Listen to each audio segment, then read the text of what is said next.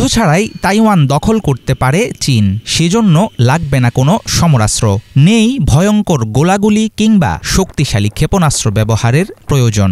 চাইলেই গণতান্ত্রিক দ্বীপরাষ্ট্রটি চলে আসবে বেইজিংয়ের কবজায়। বিশেষ কৌশলে তাইওয়ানের নিয়ন্ত্রণ নিলে কোনো কিছুই করতে পারবে না দেশটির পশ্চিমা মিত্ররা। কিন্তু কি সেই তুরুপের তাস? চীনের মুঠোয় তাইওয়ান কি আসলেই এত অসহায়? চীন সবসময় দাবি করে এসেছে তাইওয়ান আলাদা কোনো রাষ্ট্র নয়, বরং এটি মহাচীনের একটি খণ্ডাংশ। প্রেসিডেন্ট শি জিনপিংয়ের ক্রমবর্ধমান মারমুখু মনোভাবে আরও দৃঢ় হচ্ছে সেই আশঙ্কা। বেইজিংয়ের কাছে পাত্তাই পাচ্ছে না মার্কিন যুক্তরাষ্ট্র ও মিত্রদের কড়া আপত্তি কিংবা যুদ্ধের হুমকি। বিশেষজ্ঞদের বিবেচনায় তাইওয়ান দখল করতে হলে চীনের সামনে দুটি পথ খোলা আছে: পুরোমাত্রায় সশস্ত্র আক্রমণ কিংবা সামরিক অবরোধ। তবে ওয়াশিংটন ভিত্তিক প্রতিষ্ঠান centre for strategic and international studies একটি কৌশল সম্পর্কে দিয়েছে সতর্কবার্তা। সেটা হলো বহির্বিশ্ব থেকে তাইওয়ানকে সম্পূর্ণ আলাদা করে ফেলা।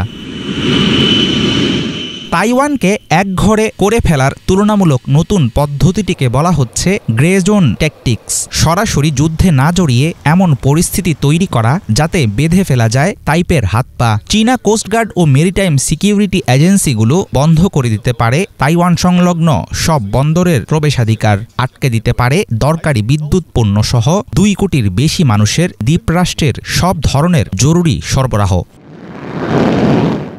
Centre for strategic and international স্টাডিজের রিপোর্ট বলছে খুব বড় ও কঠিন রকমের কোয়ারেন্টাইন দরকার হবে না। ছোট ছোট বাধা, ইচ্ছামতো তাইওয়ানিজ জলযানে তল্লাশি, বন্দরে ব্যবসা করার ক্ষেত্রে কড়াকড়ি আরোপ, এমন সব পদক্ষেপ ভয় পাইয়ে দিবে দ্বীপরাষ্ট্রটির স্থানীয় বাসিন্দাদের। চীনা বন্দরে তাইপের কোনো জাহাজ নোঙর করলে ভারী শুল্ক আদায়ের ঘোষণাও দিতে পারে চীন।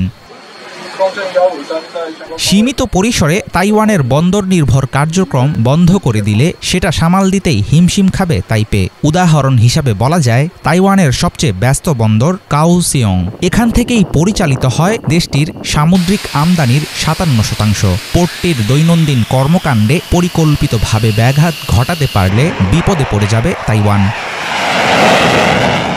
বহরে আকারের দিক থেকে চাইনিজ নৌবাহিনী হচ্ছে বিশ্বের বৃহত্তম বাহিনী। দেশটির কোস্টগার্ডের সমুদ্রগামী জাহাজের সংখ্যা 150টি, আর ছোট জাহাজ আছে 400-র বেশি। বেইজিংয়ের মেরিটাইম সেফটি এজেন্সি সামরিক বাহিনীর সাথে একত্রে কাজ করে কয়েকশো মাছ ধরার নৌকা। এত বড় শক্তির বিপক্ষে তাইওয়ানের কোস্টগার্ডের কাছে আছে মাত্র 10টি সমুদ্রগামী জাহাজ, আর তাদের ছোট ভেসেলের সংখ্যা মাত্র 160টি।